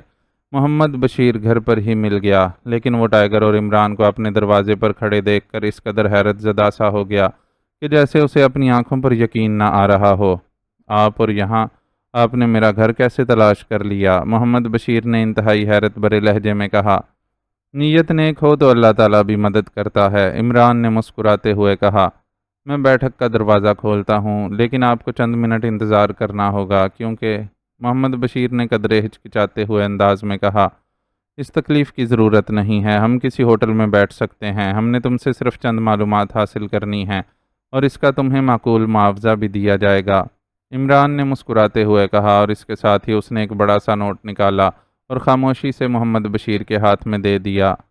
او نہیں جناب، آپ میرے گھر آئے ہیں، میرے مہمان ہیں، میں یہ رقم آپ سے نہیں لے سکتا، بلکہ آپ کی مہمان نوازی میرا فرض ہے، محمد بشیر نے جلدی سے نوٹ واپس کرتے ہوئے کہا، اور پھر تیزی سے گھر کے اندر چلا گیا، اور پھر تھوڑی دیر بعد اس نے بیٹھک کا دروازہ کھولا اور انہیں اندر آنے کے لیے کہا۔ میری بیوی بیمار ہے اور آرام کے لیے اسی کمرے میں لیٹتی ہے، اس لیے آپ کو چند منٹ انتظار کرنا پڑا، میں شرمندہ ہوں، آپ بیٹھیں، محمد بشیر نے معذرت بھرے لہجے میں کہا، اور عمران نے سر ہلا دیا۔ بیٹھک کی حالت بتا رہی تھی کہ فورمین محمد بشیر کی آمدنی بس واجبی سی ہے، لیکن بہرحال وہ ایک باضمیر اور باعزت آدمی تھا۔ بشیر صاحب، آپ نے میرے ساتھی کو اس کار کے بارے میں تفصیلات بتائی ہیں جس میں وہ لڑکی نیم غشی کی حالت میں موجود تھی۔ وہ کار تو ایک کمپنی کی ملکیت تھی، وہاں سے کچھ معلوم نہیں ہو سکا۔ لڑکی کو باقاعدہ اغوا کیا گیا تھا اور ہم اس لڑکی کی تلاش میں ہیں۔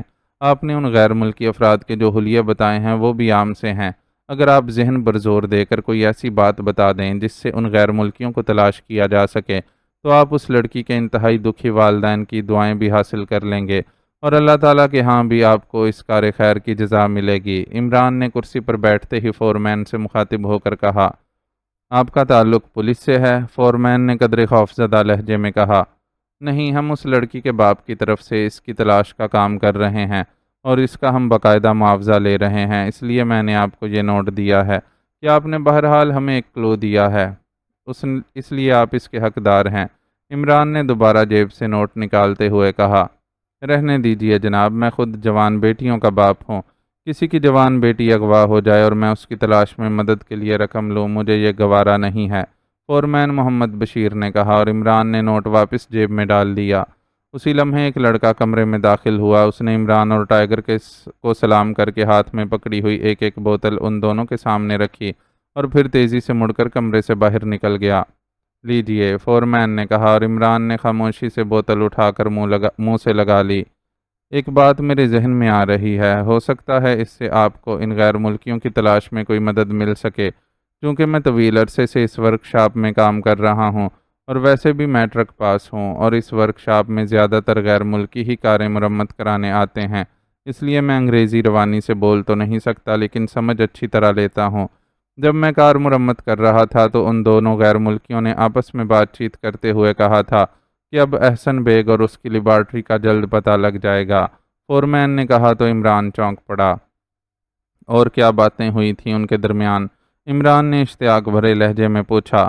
ان میں سے ایک کا نام جیمز لیا گیا تھا جبکہ دوسرے کا نام جارج تھا، وہ کسی ہیڈ کوارٹر کی بات کر رہے تھے، اور ہاں، انہوں نے کسی ٹی ایکس فارمولے کا ذکر بھی کیا تھا۔ بہرحال یہ باتیں کار مرمت کرتے ہوئے میرے کانوں میں پڑی تھیں، جو اب ذہن پر زور دینے کی وجہ سے میرے ذہن میں آئی ہیں، اور وہ دونوں شاید میرے ساتھ کھڑے اس لیے اطمینان سے باتیں کر رہے تھے کہ ان کا خیال تھا کہ میں انگریزی زبان سے قطعی نابلد ہوں، فورمین محمد بشیر نے کہا۔ اور کوئی بات؟ عمران نے پوچھا۔ جی نہیں، اس سے زیادہ میں اور کچھ نہیں بتا سکتا۔ اگر مجھے ذرا بھی شک ہو جاتا کہ لڑکی بیمار نہیں ہے بلکہ اغوا شدہ ہے تو میں لازماً پولیس کو اطلاع کر دیتا، لیکن وہ دونوں اپنے لباس، انداز اور شکل و صورت سے معزز افراد لگ رہے تھے، اس لیے مجھے ذرا سا بھی شک نہ ہو سکا، فورمین نے جواب دیا۔ لڑکی کے جسم پر کس قسم کا لباس تھا؟ عمران نے پوچھا تو فورمین بے اختیار چونک پڑا۔ اس نے پاجامہ اور قمیض پہن رکھی تھی، لیکن اوپر اس نے ایک بڑا سا کوٹ پہن رکھا تھا جس پر خوبصورت پھول بنے ہوئے تھے، فورمین نے جواب دیا۔ اوکے، آپ کا بے حد شکریہ، ہماری کار یہاں سے کافی دور ہے اور ہمارے لیے اب راستہ تلاش کرنا مشکل ہے، اس لیے آپ اپنے صاحبزادے کو ہمارے ساتھ بھجوا دیجئے، عمران نے کرسی سے اٹھ کر بڑے گرم جوشانہ انداز میں فورمین سے مصافحہ کرتے ہوئے کہا۔ میں آپ کو خود چھوڑ آتا ہوں، محمد بشیر نے کہا۔ نہیں، آپ اپنے صاحبزادے کو بھجوا دیں پلیز، عمران نے کہا، تو محمد بشیر نے اس بات میں سر ہلا دیا، اور تھوڑی دیر بعد وہ اس لڑکے کے ساتھ جس نے انہیں بوتلیں لا کر دی تھیں اس کے گھر سے واپس اپنی کار کی طرف بڑھ رہے تھے۔ ٹائیگر کے چہرے پر حیرت کے تاثرات تھے، کیونکہ عمران کی یہ بات اس کی سمجھ میں نہ آئی تھی کہ اسے راستہ یاد نہیں رہا۔ حالانکہ راستہ سیدھا اور صاف تھا، لیکن ظاہر ہے اس لڑکے کے سامنے وہ عمران سے پوچھ نہ سکتا تھا، اس لیے خاموشی سے ساتھ چلا جا رہا تھا۔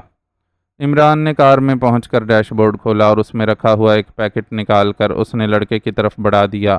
یہ پیکٹ اپنے والد کو دے دینا، عمران نے پیکٹ لڑکے کی طرف بڑھاتے ہوئے کہا۔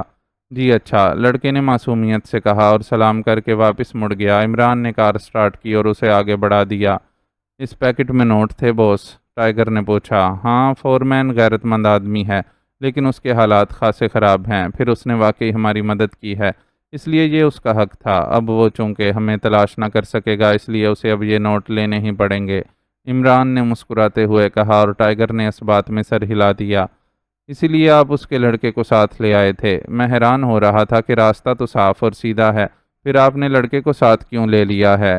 ٹائیگر نے مسکراتے ہوئے کہا، اور عمران نے کوئی جواب دینے کے بجائے صرف اس بات میں سر ہلا دیا۔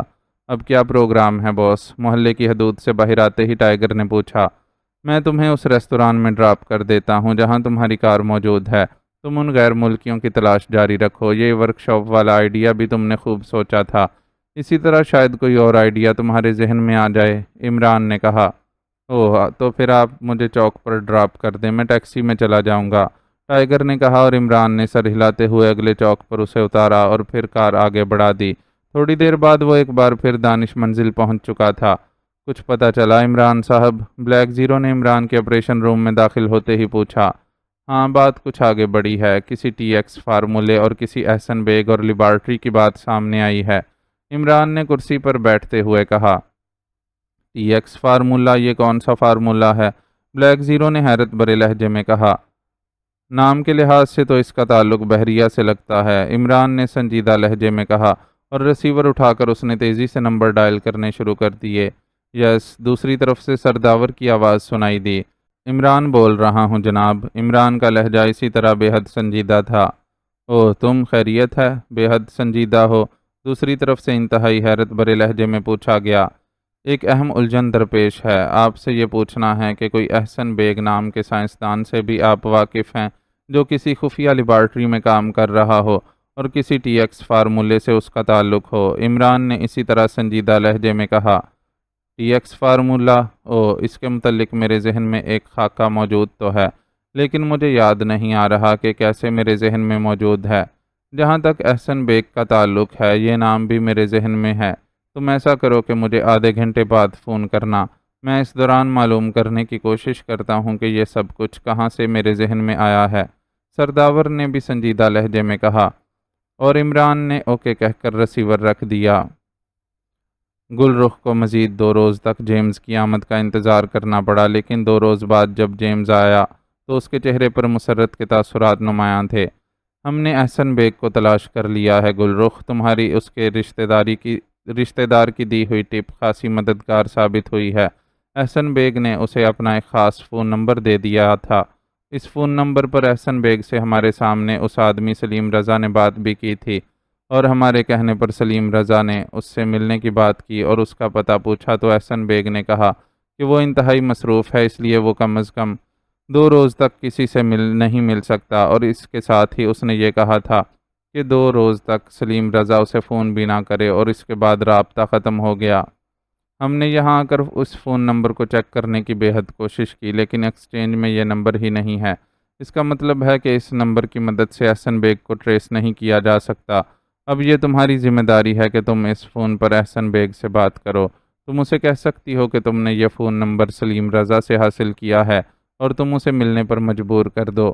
ہم تمہاری اس سے ملاقات کا بندوبست کرائیں گے، اور پھر جیسے ہی یہ ملاقات ہوگی تمہیں فوری طور پر تمہارے والدین کے پاس بھجوا دیا جائے گا، جیمز نے کہا۔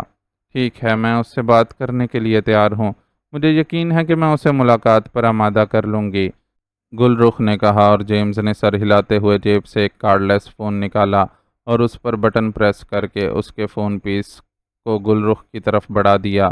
یس، دوسری طرف سے ایک آواز سنائی دی۔ گل رخ، رسالت بول رہی ہوں۔ گل رخ نے کہا۔ اوہو، تم گل رخ، میں احسن بیگ بول رہا ہوں۔ تم نے میرا فون نمبر کیسے حاصل کر لیا؟ دوسری طرف سے انتہائی حیرت بھری آواز سنائی دی۔ تمہارے رشتہ دار سلیم رضا سے۔ کیوں، میں نے کوئی غلطی کی ہے؟ تم تو انتہائی کٹھور آدمی ثابت ہوئے ہو، جاتے وقت مجھے اپنا فون نمبر بھی نہیں دے گئے۔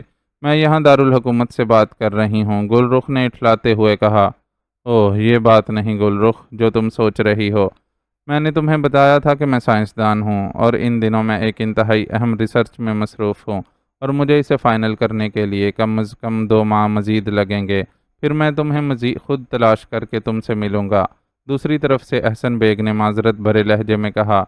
2 ماہ بہت طویل عرصہ ہے۔ تم میں نہ جانے کیا کشش ہے کہ میں تم سے ایک بار پھر ملنے کے لیے بےتاب ہو رہی ہوں۔ کیا تم میری خاطر آدھا گھنٹہ نہیں نکال سکتے؟ میں اس سے زیادہ وقت نہیں لوں گی، صرف 1 کپ کافی اکٹھے پئیں گے، اور وعدہ کہ پھر 2 ماہ تک میں تمہیں فون نہیں کروں گی۔ پلیز احسن، گل رخ نے انتہائی منت بھرے لہجے میں کہا۔ اچھا ٹھیک ہے، تم ایسا کرو کہ شام 6 بجے ہوٹل شیریٹن کے ریستوران میں آ جاؤ، میں وہاں پہنچ جاؤں گا۔ اب میں تمہاری بات تو نہیں ٹال سکتا، دوسری طرف سے احسن بیگ نے جواب دیا۔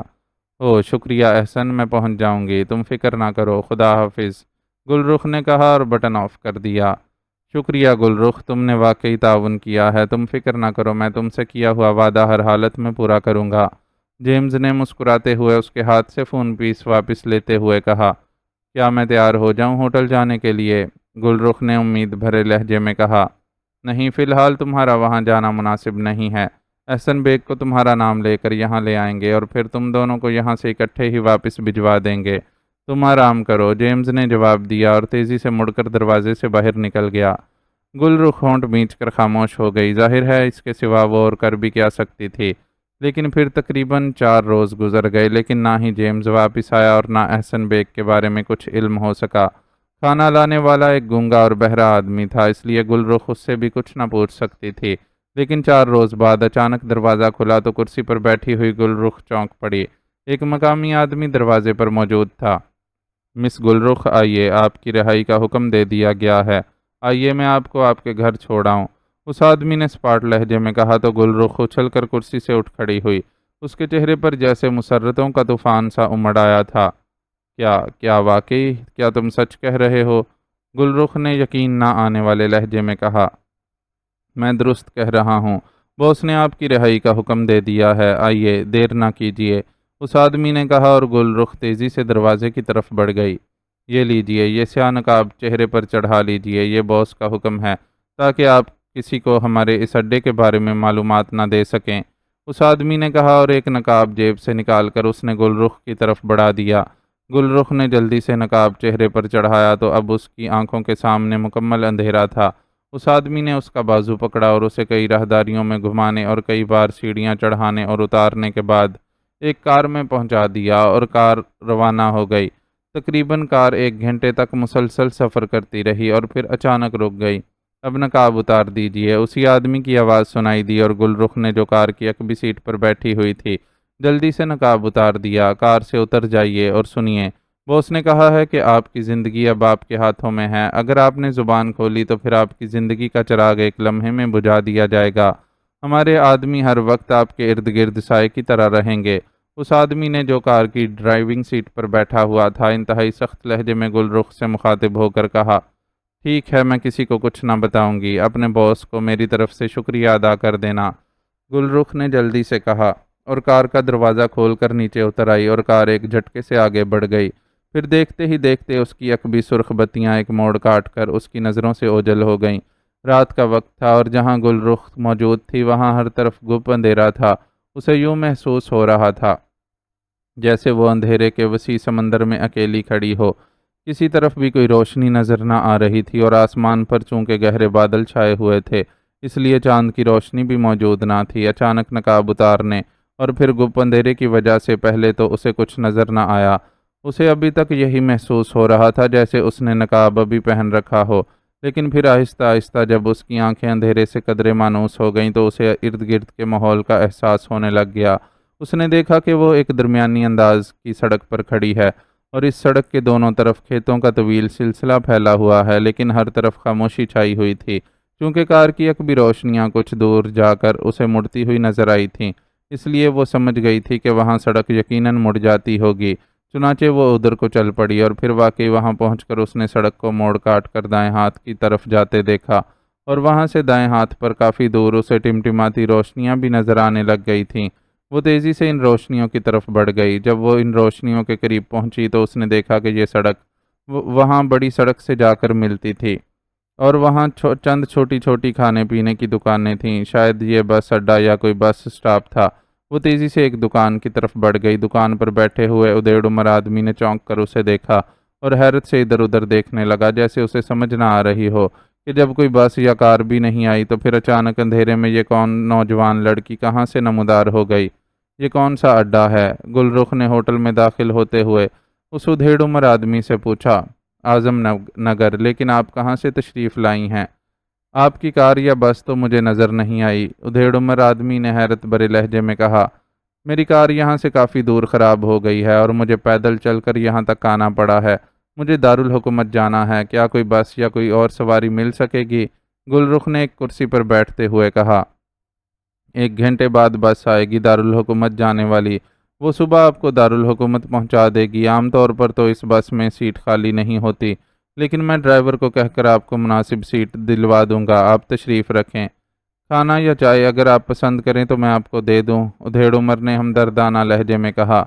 نہیں، میرے پاس اتفاق سے کوئی پیسہ نہیں ہے، میں اپنا پرس گھر بھول آئی ہوں، گل رخ نے شرمندہ سے لہجے میں جواب دیتے ہوئے کہا۔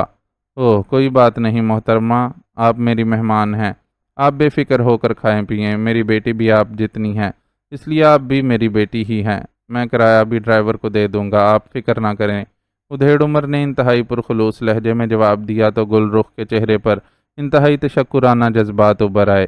اس نے اس ادھیڑ عمر دکاندار کا تہہ دل سے شکریہ ادا کیا اور پھر صرف چائے پینے پر ہی اصرار کیا۔ ویسے وہ دل ہی دل میں سوچ رہی تھی کہ مشرق کے لوگ کس قدر ہمدرد، مخلص اور پاکیزہ ذہن کے ہوتے ہیں۔ اگر وہ ان حالات سے مغربی ملک میں دوچار ہوتی تو اس کے گرد سوائے بھوکے بھیڑیے نما انسانوں کے ایک ہجوم کے اور کچھ نہ ہوتا۔ عمران اپنے فلیٹ میں بیٹھا ناشتے کے انتظار میں اخبار پڑھنے میں مصروف تھا۔ اب تک نہ ہی گل رخ کا کچھ پتہ چل سکا تھا اور نہ ہی اس احسن بیگ کے متعلق۔ سرداور نے اسے بتایا تھا کہ ایک سائنس کانفرنس کی رپورٹ انہوں نے پڑھی تھی جس میں ٹی ایکس فارمولے اور احسن بیگ کا ذکر تھا، اور پھر عمران نے خود لیبارٹری جا کر وہ رپورٹ بھی ان سے حاصل کر لی تھی۔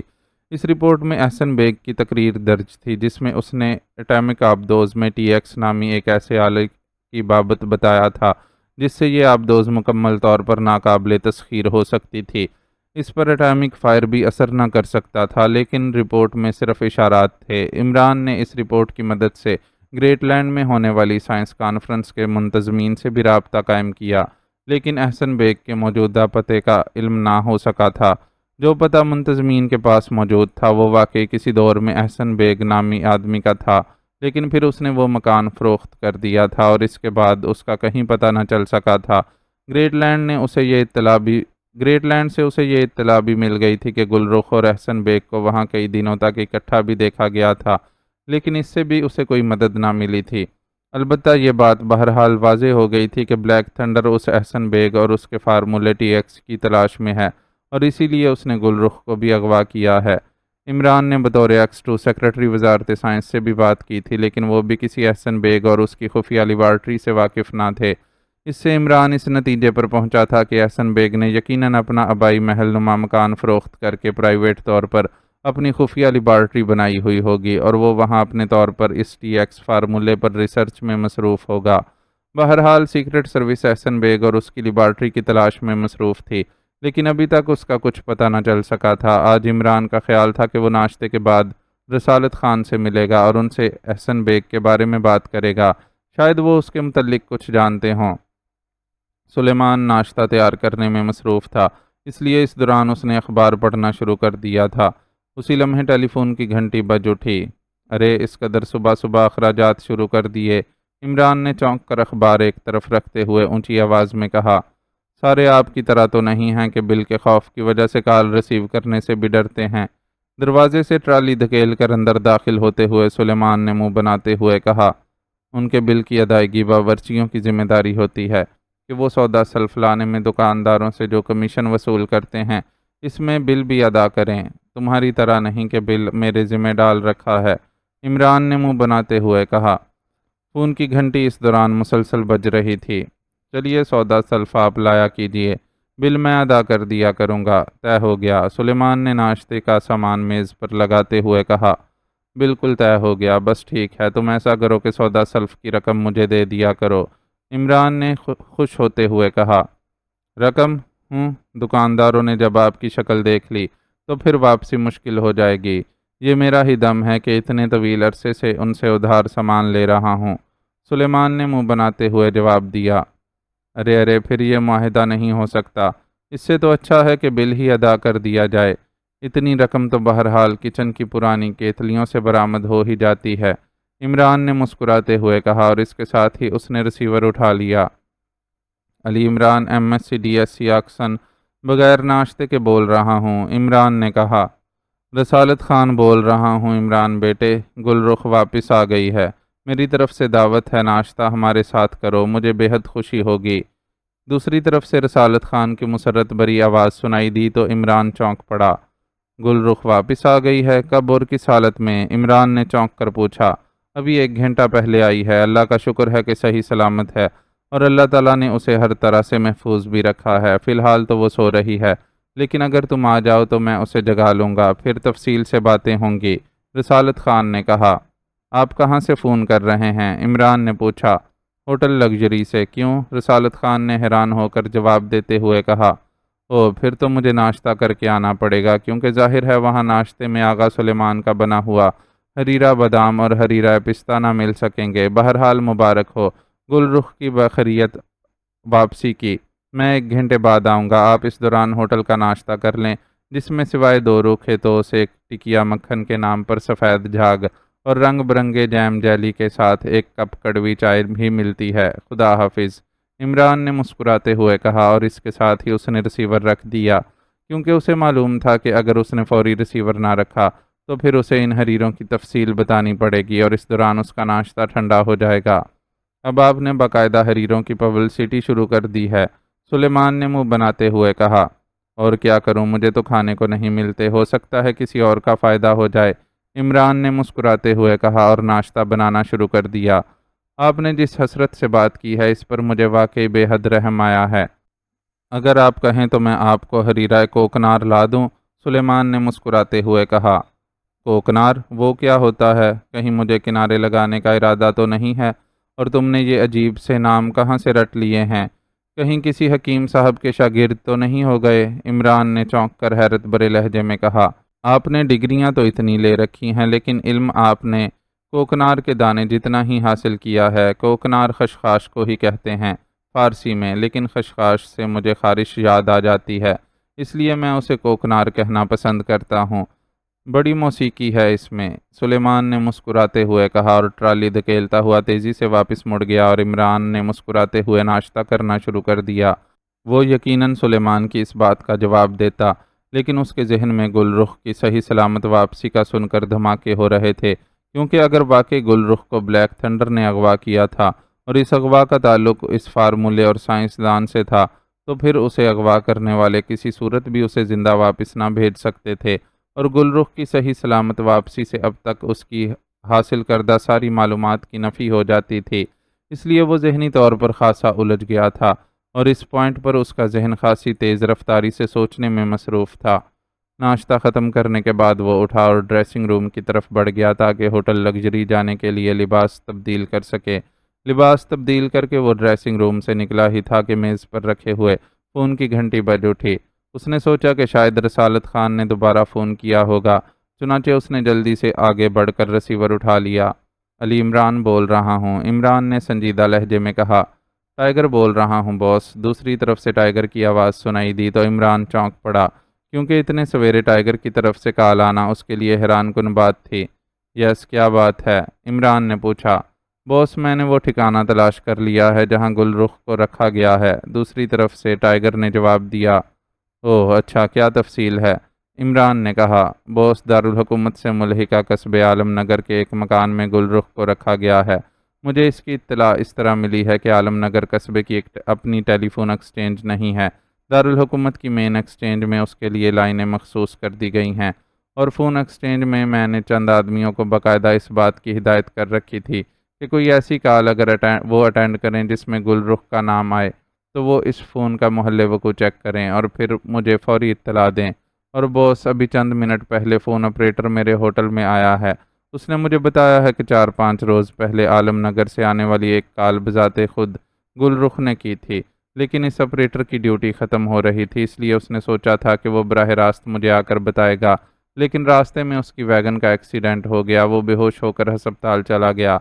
رات وہ ہسپتال سے فارغ ہوا ہے، وہ سیدھا میرے پاس پہنچا ہے۔ اس نے عالم نگر کے اس مکان کا محل وقوع بھی تلاش کر لیا تھا، اور بوس، جو بات چیت اس نے مجھے بتائی ہے اس کے مطابق گل رخ نے فون کسی احسن بیگ کو کیا تھا اور اس سے ملنے کے لیے کہا تھا، اور ملاقات کے لیے ہوٹل شیریٹن کا ریستوران منتخب کیا گیا تھا۔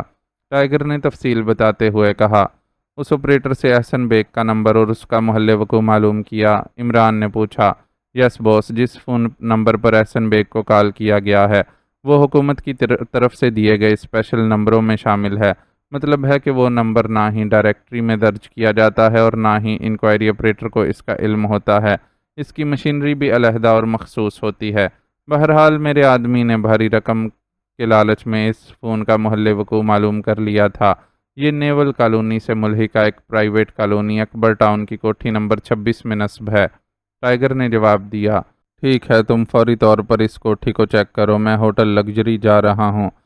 کیونکہ گل رخ کے والد کا بھی فون آیا تھا کہ گل رخ صحیح سلامت واپس آ گئی ہے اور اس کی واپسی بتا رہی ہے کہ اب عالم نگر جانا بے سود ہوگا۔ وہ لوگ گل رخ کو رہا کرنے کے بعد یقیناً اسے چھوڑ چکے ہوں گے۔ عمران نے کہا، او یس سر، پھر میں آپ کو کال ہوٹل لگژری کروں؟ ٹائیگر نے کہا، ہاں، وہاں رسالت خان جو کہ ہوٹل کا مالک ہے، اس کے ذریعے مجھ سے بات ہو سکتی ہے، عمران نے کہا اور ریسیور رکھ دیا۔ وہ سلیمان کو دروازہ بند کرنے کا کہہ کر فلیٹ سے باہر آ گیا۔ نیچے گراج سے کار نکالنے کے بعد وہ ہوٹل لگژری کی طرف بڑھ گیا۔ اگر اسے گل رخ کی واپسی کی اطلاع نہ مل چکی ہوتی تو پھر وہ یقیناً فوری طور پر ٹاؤن پہنچتا، لیکن گل رخ کی واپسی بتا رہی تھی کہ اب عالم نگر یا اکبر ٹاؤن سے اسے کچھ نہیں ملنا تھا۔ ویسے بھی 4 روز پہلے کال ہوئی تھی، اگر اسی وقت پتہ چل جاتا تو یقیناً صورتحال آج سے مختلف ہوتی۔ ہوٹل لگژری پہنچتے ہی اسے فوری طور پر رسالت خان تک پہنچا دیا گیا۔ شاید رسالت خان نے خصوصی طور پر اس بارے میں ہدایات دے رکھی تھیں، اور گل رخ بھی رسالت خان کے پاس کمرے میں موجود تھی۔ یہ ہے عبد الرحمن کا بیٹا علی عمران، جس کا میں نے ابھی تم سے ذکر کیا ہے، اور عمران بیٹے، یہ گل رخ ہے میری بیٹی۔ تمہاری آمد سے قبل ہم تمہارا ہی ذکر کر رہے تھے۔ رسالت خان نے اٹھ کر عمران کا استقبال کرتے ہوئے کہا، اور گل رخ نے بھی اٹھ کر عمران کو مشرقی انداز میں سلام کیا۔ تو آپ ہیں گل رخ، آپ کا چہرہ تو گلاب کے پھول جیسا ہے، میں خواہ غلط فہمی میں مبتلا رہا اتنے روز، عمران نے سلام کا جواب دیتے ہوئے کہا۔ تو رسالت خان اور گل رخ دونوں بے اختیار چونک پڑے۔ کیا مطلب؟ یہ تم کیا کہہ رہے ہو؟ رسالت خان نے حیرت بھرے لہجے میں پوچھا۔ میں گل رخ سے سمجھا تھا کہ ان کا چہرہ گوبھی کے پھول جیسا ہوگا، بالکل سفید پھیکا سا، لیکن ان کے چہرے پر تو گلاب کے پھول جیسی سرخی ہے، عمران نے مسکراتے ہوئے جواب دیا، اور رسالت خان تو بے اختیار ہنس پڑے، جبکہ گل رخ نے شرما کر چہرہ نیچے کر لیا۔ آپ کی اس خوبصورت انداز کی تعریف کا شکریہ، گل رخ نے چند لمحے بعد مسکراتے ہوئے کہا، اور رسالت خان ایک بار پھر ہنس پڑے۔ عمران بے حد خوش طبع نوجوان ہے گل رخ، رسالت خان نے کہا، اور گل رخ نے مسکرا کر اس بات میں سر ہلا دیا۔ گلاب کے پھول کو دیکھ کر تو سب کی طبع خوش ہو جاتی ہے، عمران نے مسکراتے ہوئے کہا، اور رسالت خان ایک بار پھر اونچی آواز میں کہا مار کر ہنس پڑے، جبکہ گل رخ کا چہرہ شرم سے اور زیادہ سرخ پڑ گیا، وہ بس مسکرا رہی تھی۔ عمران بیٹے، گل رخ نے مجھے جو تفصیل بتائی ہے وہ میں، رسالت خان نے عمران سے مخاطب ہو کر کہا۔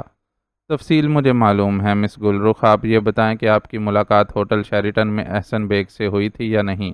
عمران نے کہا تو گل رخ بے اختیار چونک کر حیرت بھرے انداز میں عمران کو دیکھنے لگ گئی۔ آپ کو کیسے معلوم ہوا؟ یہ بات تو میں نے ابو کو بھی نہیں بتائی، گل رخ نے انتہائی حیرت بھرے لہجے میں کہا، اور رسالت خان کے چہرے پر بھی شدید حیرت کے تاثرات ابھر آئے۔ آپ کے ابو نے آپ کی تلاش کا کام میرے ذمہ لگایا تھا۔ اگر میرے ایک آدمی کا ایکسیڈنٹ نہ ہو جاتا تو میں 4 روز پہلے آپ کو عالم نگر سے برآمد کر لیتا۔ جب آپ نے وہاں سے احسن بیگ کو فون کر کے اس سے ہوٹل شیریٹن میں ملاقات کے لیے کہا تھا، عمران نے مسکراتے ہوئے کہا، عالم نگر؟ تو مجھے عالم نگر میں قید رکھا گیا تھا۔ لیکن گل رخ نے حیرت بھرے لہجے میں کہا، آپ کے اغوا کرنے والے 2 آدمی تھے، ایک کا نام جیمز تھا اور دوسرے کا جارج۔ ان دونوں میں سے چیف کون تھا، جیمز یا جارج؟ عمران نے پوچھا۔ ہو حیرت ہے، آپ تو ہر بات سے واقف ہیں۔ میرے ساتھ جس نے بات چیت کی اس کا نام جیمز تھا، گل رخ نے یقین نہ آنے والے لہجے میں کہا، اور رسالت خان کے چہرے پر بھی عجیب سے تاثرات ابھر آئے۔ آپ تو مجھے ایسی نظروں سے دیکھ رہے ہیں جیسے گل رخ کو اغوا ہی میں نے کرایا ہے۔ عمران نے مسکراتے ہوئے رسالت خان سے کہا، تو رسالت خان بے اختیار جھینپ سے گئے۔ او نہیں، ایسی کوئی بات نہیں میرے ذہن میں تو اس بات پر حیران ہو رہا ہوں کہ اتنے کم عرصے میں تم نے اس قدر معلومات حاصل کر لیں، جبکہ تم سے پہلے نہ جانے کتنی کوششیں کی گئیں، لیکن معمولی سا سراغ بھی نہ لگایا جا سکا۔ میں تو تمہاری مستعدی ذہانت اور کارکردگی پر حیران ہو رہا ہوں، رسالت خان نے جواب دیتے ہوئے کہا۔ آپ نے میرے سوال کا جواب نہیں دیا مس گل رخ، عمران نے مسکراتے ہوئے گل رخ سے مخاطب ہو کر کہا۔ میں نے جیمز کے کہنے پر فون کیا تھا اور پھر جیمز نے مجھے ملاقات سے روک دیا تھا اور مجھے اس وعدہ پر رہا کیا گیا ہے کہ میں اس بارے میں کسی کو کچھ نہ بتاؤں گی، اور اسی لیے میں نے اس بارے میں ابو سے بھی کوئی بات نہ کی تھی۔ لیکن اب آپ کی بات سننے کے بعد تو جیمز کی یہ بات ہی احمقانہ لگتی ہے۔ آپ کو اتنا کچھ معلوم ہے کہ شاید مجھے بھی اتنا معلوم نہ ہو، گل رخ نے جواب دیا۔ جو کچھ مجھے معلوم ہے وہ میں آپ کو بتا دیتا ہوں تاکہ اس کے علاوہ جو کچھ آپ کو معلوم ہو وہ آپ مجھے بتا دیں، اس طرح آپ کا اور میرا دونوں کا وقت ضائع نہ ہوگا۔ گریٹ لینڈ میں ایک سائنس کانفرنس ہوئی جس میں پاک ایشیا کے ایک سائنسدان احسن بیگ نے شرکت کی۔ وہ چونکہ آپ کے ہوٹل لگژری میں ٹھہرا ہوا تھا اس لیے وہاں اسے آپ کی کمپنی مل گئی، اور جتنے روز احسن بیگ وہاں رہا آپ کے ساتھ اس کی بھرپور کمپنی رہی۔ احسن بیگ نے اس کانفرنس میں ایک ایسے فارمولے کے بارے میں مقالہ پڑھا جسے اس نے ٹی ایکس کا نام دیا تھا اور جس کا مقصد ایٹمی آبدوزوں کو ناقابل تسخیر بنانا تھا۔ اس کے بعد احسن بیگ واپس چلا آیا اور آپ بھی اپنے ابو کے ساتھ پاک ایشیا آئیں، اور آپ شاہ پور میں ہوٹل کھولنے کے منصوبے کا جائزہ لینے کے لیے شاہ پور میں مقیم ہو گئیں، جہاں سے آپ کو اغوا کر لیا گیا۔ اغوا کرنے والے 2 اکریمی تھے جن میں سے ایک کا نام جیمز اور دوسرے کا نام جارج تھا۔ پھر آپ کو عالم نگر کے ایک مکان میں محبوس کر دیا گیا، اور یقیناً آپ سے احسن بیگ کے بارے میں معلومات حاصل کی جاتی رہی ہوں گی۔ اس کے بعد آپ نے احسن بیگ کو فون کر کے اس سے ملاقات کی خواہش ظاہر کی، اور احسن بیگ نے اس خواہش کا احترام کرتے ہوئے ہوٹل شیریٹن میں آپ کو پہنچنے کا کہا۔ اس کے بعد آپ کو رہا کر دیا گیا اور آپ یہاں اپنے والد کے پاس پہنچ گئیں، عمران نے تفصیل بتاتے ہوئے کہا، اور گل رخ نے اس بات میں سر ہلا دیا، اور پھر اس سے پہلے کہ مزید کوئی بات ہوتی میز پر رکھے ہوئے فون کی گھنٹی بج اٹھی۔ میرا فون بھی ہو سکتا ہے، عمران نے کہا، اور رسالت خان نے ریسیور اٹھا لیا، اور پھر دوسری طرف سے کوئی بات سن کر اس نے سر ہلاتے ہوئے ریسیور عمران کی طرف بڑھا دیا۔ یس، عمران بول رہا ہوں، عمران نے تیز لہجے میں کہا۔ بوس، احسن بیگ کی کوٹھی کے نیچے تہہ خانوں میں ایک شاندار اور انتہائی جدید لیبارٹری موجود ہے، لیکن اس کی تمام مشینری کو توڑ دیا گیا ہے۔ کوٹھی سے 2 ملازموں کی لاشیں بھی ملی ہیں۔ احسن بیگ غائب ہے، لیکن ارد گرد کے رہنے والوں میں سے کسی کو بھی ان حالات کا علم نہیں ہے۔ لاشیں جس حالت میں ہیں اس سے معلوم ہوتا ہے کہ انہیں ہلاک ہوئے 4-5 روز گزر چکے ہیں۔ دوسری طرف سے ٹائیگر نے جواب دیتے ہوئے کہا، مجھے بھی یہی توقع تھی۔ بہرحال اب تم عالم نگر جا کر وہاں کے حالات بھی چیک کر لو، عمران نے کہا اور ریسیور رکھ دیا۔ احسن بیگ یہاں دارالحکومت کی ایک کالونی اکبر ٹاؤن میں رہتا تھا۔ اس نے اپنی ذاتی لیبارٹری بنائی ہوئی تھی جس میں وہ ٹی ایکس فارمولے پر کام کر رہا تھا۔ اسے اغوا کر لیا گیا ہے اور تمام لیبارٹری تباہ کر دی گئی ہے، اور یہ سب کچھ گل رخ کی وجہ سے ہوا ہے۔ اب میں مزید صورتحال کا تجزیہ کر سکتا ہوں۔ گل رخ سے احسن بیگ کو فون کرایا گیا، لیکن ظاہر ہے گل رخ صاحبہ کو ہوٹل شیریٹن نہ پہنچنے دیا گیا، اور جیمز کے آدمی وہاں پہنچ گئے، اور پھر وہاں سے احسن بیگ کو اغوا کیا گیا ہوگا۔ اس پر تشدد کر کے اس سے اس کی رہائش گاہ کا پتہ چلایا گیا ہوگا، اور پھر وہاں کی لیبارٹری کو تباہ کر کے اور ملازموں کو ہلاک کر کے انہوں نے احسن بیگ کا فارمولہ حاصل کیا، احسن بیگ کو ساتھ لیا، اور کسی بھی ذرائع سے وہ لوگ ملک چھوڑ کر چلے گئے۔ اس دوران گل رخ کو قید رکھا گیا، اور جب انہیں یقین ہو گیا کہ وہ محفوظ جگہوں پر پہنچ چکے ہیں تو گل رخ صاحبہ کو رہا کر دیا گیا۔ عمران نے کہا۔ بالکل ایسے ہی ہوا ہوگا، رسالت خان نے کہا۔ اب آپ یہ بتائیں کہ احسن بیگ کا یہ خفیہ فون نمبر جیمز تک کیسے پہنچا؟ عمران نے سنجیدہ لہجے میں پوچھا۔ گریٹ لینڈ میں پرل شاپنگ مارکیٹ میں احسن بیگ اور میں شاپنگ کے لیے گئے تو وہاں اس کا ایک رشتہ دار سلیم رضا نامی سیلز مین تھا جس سے احسن بیگ کی ملاقات ہوئی تو وہ دونوں بے حد خوش ہوئے اور ریستوران میں بیٹھ کر کافی دیر تک باتیں کرتے رہے۔ میں نے یہ بات جیمز کو بتا دی۔ پھر 2 روز بعد جیمز نے مجھے بتایا کہ سلیم رضا سے احسن بیگ کا فون نمبر حاصل کر لیا گیا ہے اور سلیم رضا سے اس فون نمبر پر احسن بیگ کے ساتھ بات چیت بھی کرائی گئی، لیکن احسن بیگ نے مصروفیت کا کہہ کر فون بند کر دیا اور بقول جیمز یہ فون نمبر خفیہ ہے، اس کے محل وقوع کو ٹریس نہیں کیا جا سکا۔ چنانچہ جیمز نے مجھے کہا کہ اگر میں احسن بیگ کو اس بات پر آمادہ کر لوں کہ وہ مجھ سے ملاقات کرے تو یہ لوگ مجھے زندہ سلامت اور عزت کے ساتھ رہا کر دیں گے، ورنہ دوسری صورت میں وہ میری عزت بھی پامال کر دیں گے اور مجھ پر بھیانک تشدد بھی کریں گے۔ چنانچہ میں نے جیمز کے سامنے احسن بیگ کو فون کیا اور احسن بیگ میرے اصرار پر ملاقات کے لیے رضامند ہو گیا۔ اس کے بعد 4 روز تک جیمز واپس نہ آیا۔ پھر ایک مقامی آدمی آیا اور میرے چہرے پر نقاب باندھ کر اس نے مجھے کار میں بٹھایا اور گھپ اندھیرے میں رات کو ایک دیہاتی سڑک پر چھوڑ کر چلا گیا۔ وہاں سے میں ایک بس اڈے پر پہنچی اور پھر بس میں سوار ہو کر دارالحکومت آئی اور اس طرح میں ہوٹل پہنچ گئی۔ گل رخ نے جواب دیا۔ جیمز کے حلیے میں کوئی خاص بات جس سے اسے پہچانا جا سکے؟ عمران نے پوچھا اور گل رخ نے حلیہ بتانا شروع کر دیا، لیکن یہ عام سا حلیہ تھا، وہ کوئی خاص بات نہ بتا سکی۔ البتہ اس مقامی آدمی کا حلیہ اس نے تفصیل کے ساتھ بتانے کے علاوہ اس کی ایک خاص بات بتائی کہ اس کی دائیں کلائی میں سونے کا ایک رنگ موجود تھا جس میں انتہائی قیمتی ہیرے جڑے ہوئے تھے۔ اوکے ٹھیک ہے، بہرحال آپ کی صحیح سلامت اور باعزت واپسی پر مجھے مسرت ہوئی ہے۔ اس کا مطلب ہے کہ جیمز چاہے مجرم ہی کیوں نہ تھا لیکن بہرحال وہ ایک شریف آدمی تھا۔ اوکے اب مجھے اجازت دیجیے، عمران نے کہا اور کرسی سے اٹھ کھڑا ہوا۔ مجھے افسوس ہے کہ میری وجہ سے بیچارہ احسن بیگ ان کے ہاتھ لگ گیا۔ حقیقتاً مجھے زندگی بھر اس کا احساس رہے گا۔ گل رخ نے انتہائی افسردہ سے لہجے میں کہا۔ آپ کی بازیابی ضروری تھی، باقی رہا احسن بیگ اور اس کا فارمولہ تو میں یہ حقائق اعلیٰ حکام تک پہنچا دوں گا۔ اگر اس فارمولے کی کوئی اہمیت سمجھی گئی تو ہو سکتا ہے حکومت حرکت میں آ جائے۔ بہرحال اس کا فیصلہ حکومت نے کرنا ہے، آپ بالکل مطمئن رہیں۔ خدا حافظ، عمران نے کہا اور رسالت خان سے مصافحہ کر کے وہ تیزی سے کمرے سے باہر آ گیا۔ تھوڑی دیر بعد اس کی کار ہوٹل کے کمپاؤنڈ سے نکل کر تیزی سے دانش منزل کی طرف اڑی چلی جا رہی تھی۔ معزز ناظرین و سامعین، لائک، کمنٹس اور شیئر ضرور کریں، شکریہ۔